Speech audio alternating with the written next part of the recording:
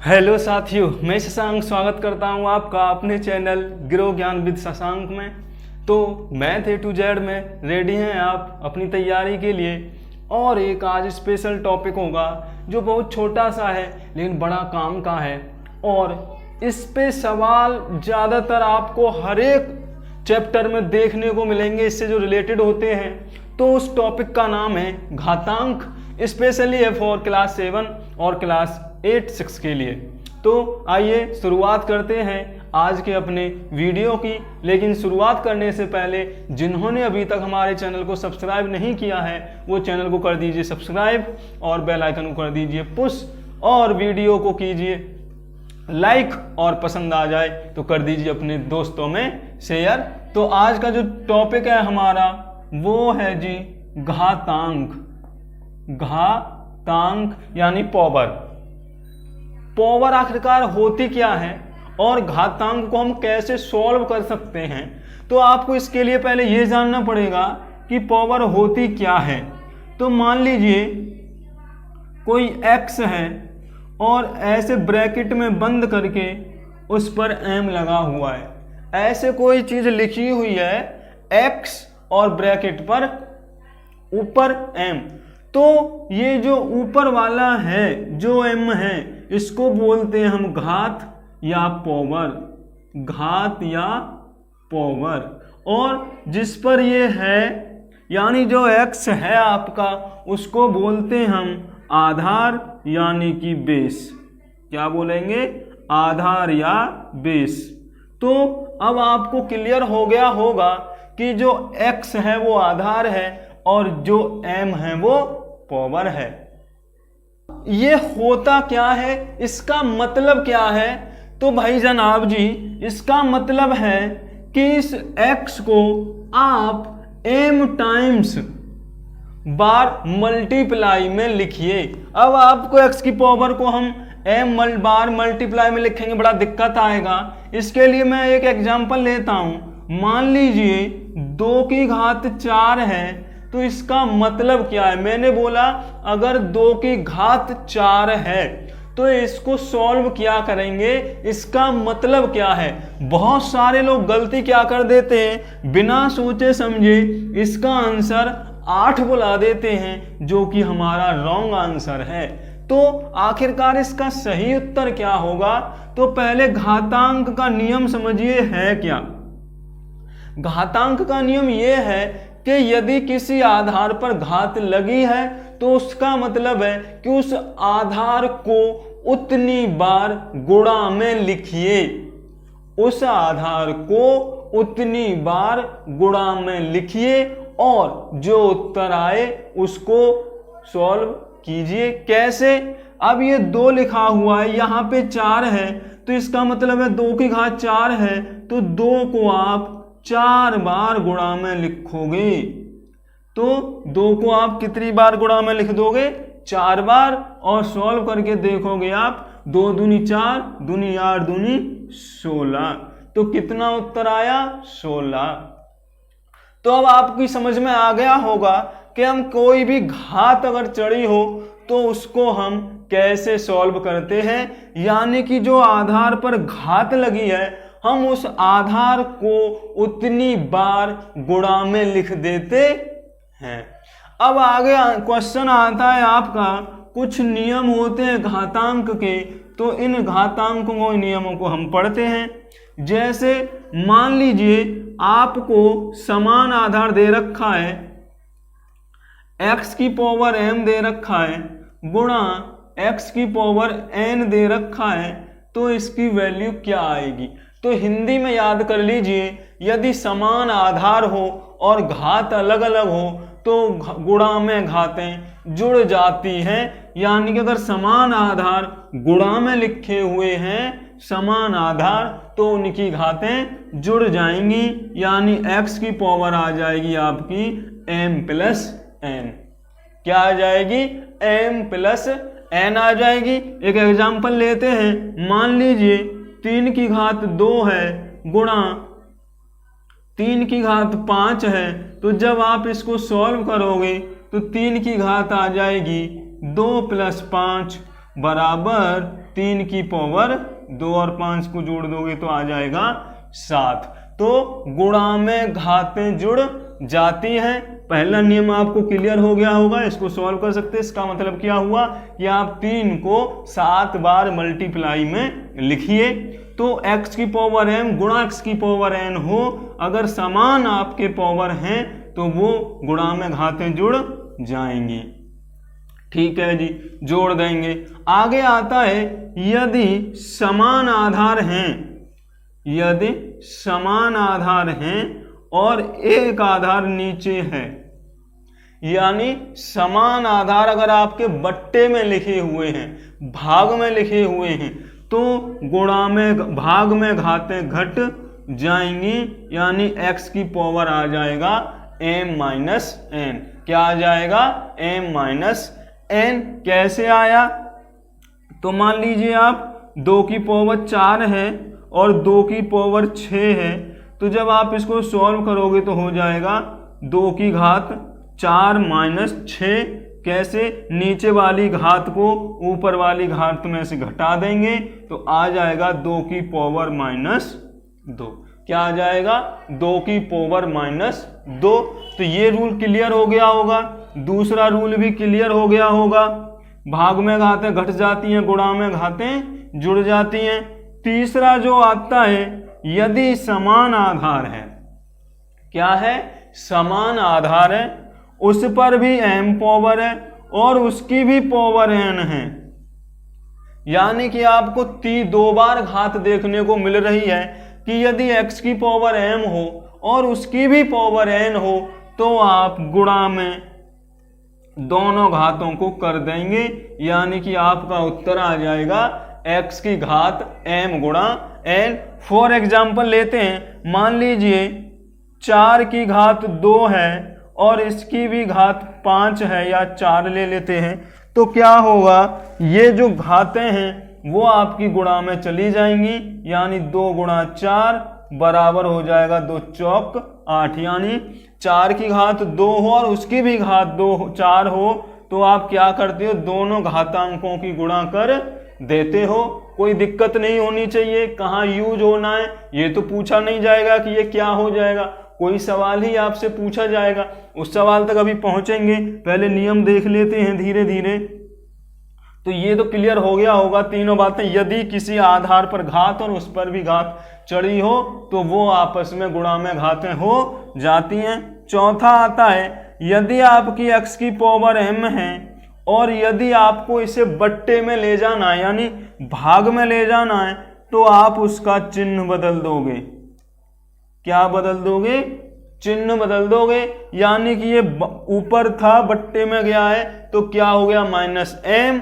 और यदि आप इसको ऊपर ले जाओगे, यानी जिसका उल्टा करोगे, तो ये वाला आ जाएगा, इसका उल्टा ये वाला आ जाएगा। कोई दिक्कत नहीं होनी चाहिए समझने में कि यदि आपको घातांक को भाग में ले जाना है उस आधार को, तो आप उसका चिन्ह बदल दोगे। कोई दिक्कत है यहाँ तक? शायद मेरे हिसाब से तो नहीं होनी चाहिए।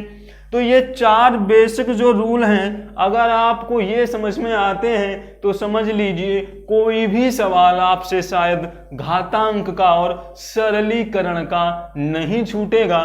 तो नोट कर लीजिए, यदि गुणा में घातें हों तो गुणा में घातें जुड़ जाती हैं, यदि भाग में घातें हों तो ऊपर वाली में से नीचे वाली घट जाती है, यदि घात पर घात लगी हो तो उन दोनों घातों की गुणा हो जाती है, और यदि हम उनको आपस में उस आधार को बदलें, यानी उस आधार को घात सहित नीचे ले जाएं, तो उसकी पावर का जो चिन्ह है वो बदल जाएगा। यदि वो प्लस का है तो माइनस हो जाएगा, और माइनस है तो वो प्लस हो जाएगा। तो अब इसके आधार पर हम देखते हैं कैसे सवाल होते हैं। तो पहला सवाल यही होता है कि मान लीजिए आपको दे रखा है 216 दे रखा है और आपसे पूछ रहा है कि भाई इसको घात रूप में बदलो। किस में बदलना है? ये घात रूप में बदलना है। तो कैसे बदलेंगे भाई घात रूप में? तो हमेशा याद रखना कि जिसकी घात में बदलना है आपको उसी से इसके फैक्टर करने हैं। यदि आपको इसे 2 की घात में बदलना है तो 2 के फैक्टर, 4 की बदलना है तो 4 के, 3 की गुणाम घात में बदलना है तो 3 से फैक्टर करने होंगे। ऐसा नहीं करना कि बोला था सवाल ने 4 की घात में बदलने को और आपने उसको बदल दिया 8 की घात में। तो मैंने अब ये सवाल अधूरा पढ़ा कि 216 को घात रूप में बदलिए, तो आपका तुरंत क्वेश्चन होना चाहिए कि सर किसकी घात में बदलना है, ये हमें पता लगेगा तभी हम इसको घात में बदल सकते हैं। तो अब ये है कि भाई 216 को आप 2 की घात में बदलिए, कितना आएगा? तो 216 के आप फैक्टर कर लीजिए, कितने आएंगे?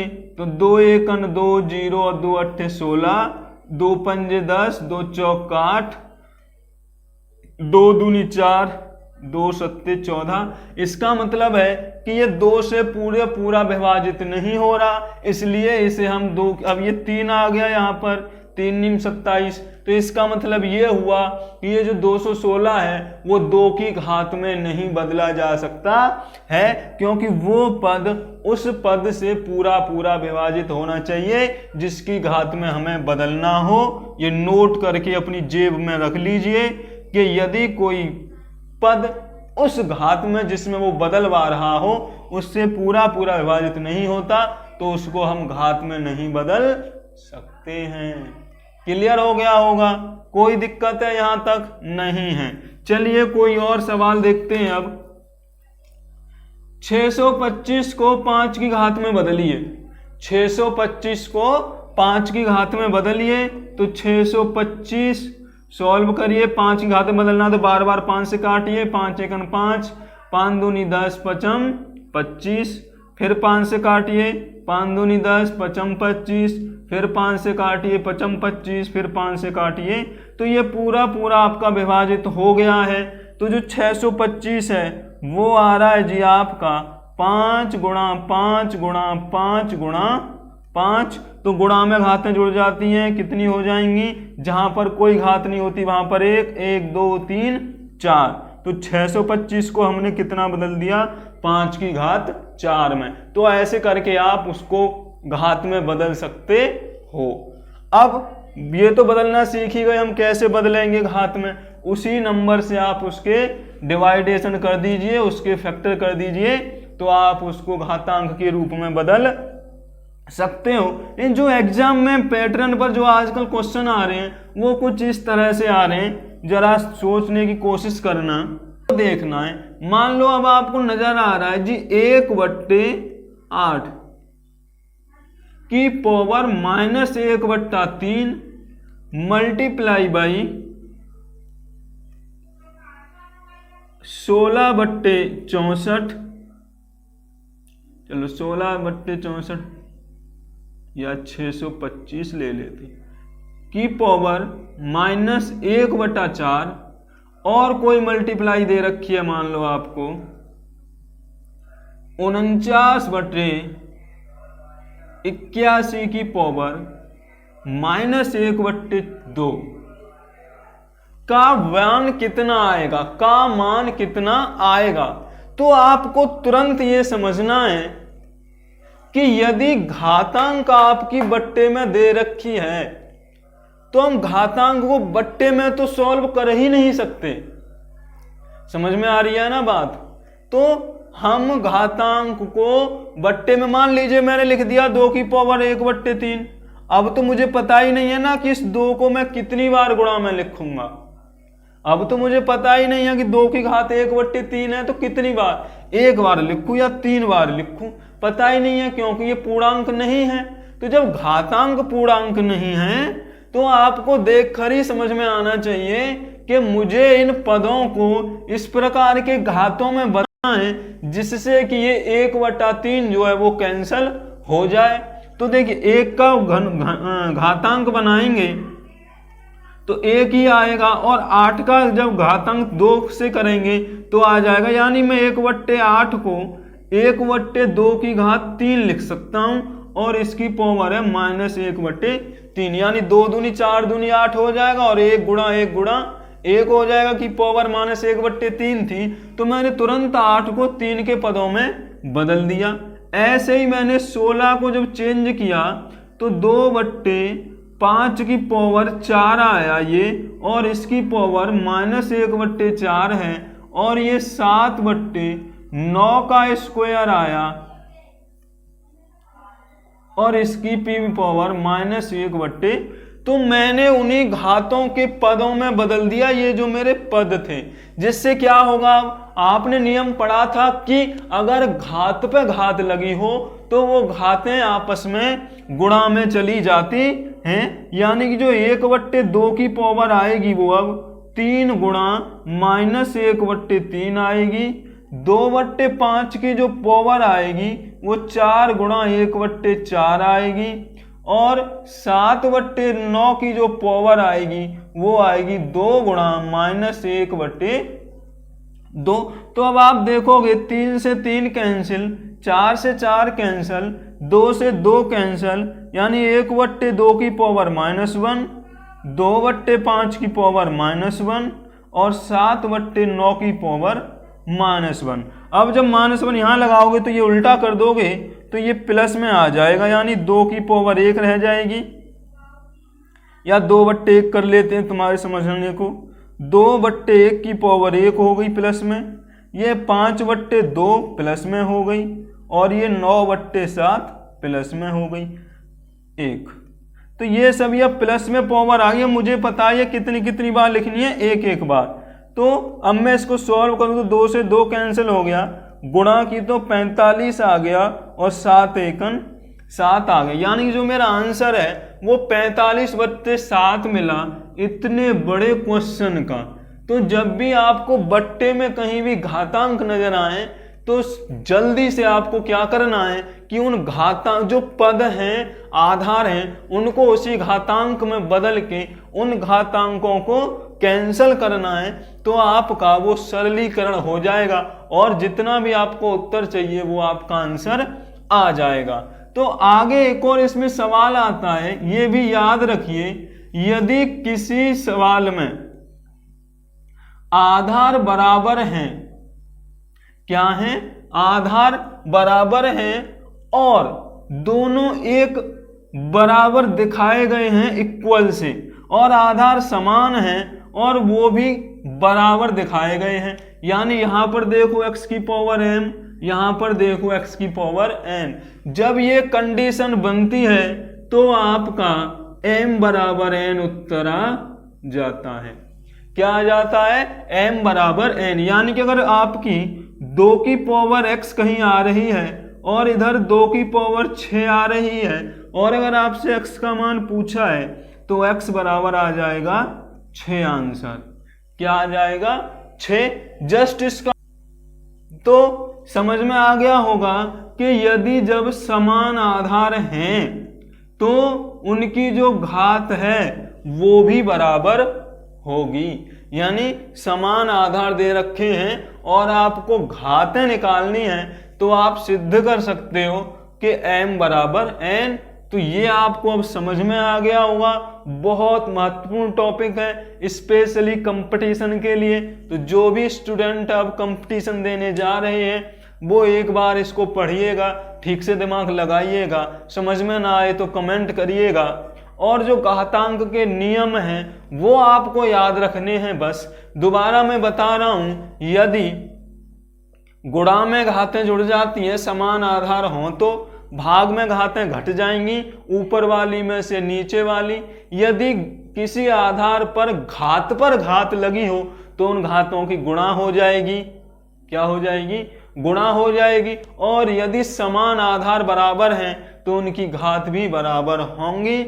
और जैसे ही आपको बट्टे में घात नजर आए तो आपको ऐसे पद में उसको डिवाइड कर लेना है जिससे कि वो घात कैंसल हो जाए। तो मुझे उम्मीद है घातांक चैप्टर अब आपको परेशान नहीं करेगा और आने वाले सवालों में आपकी हेल्प करेगा।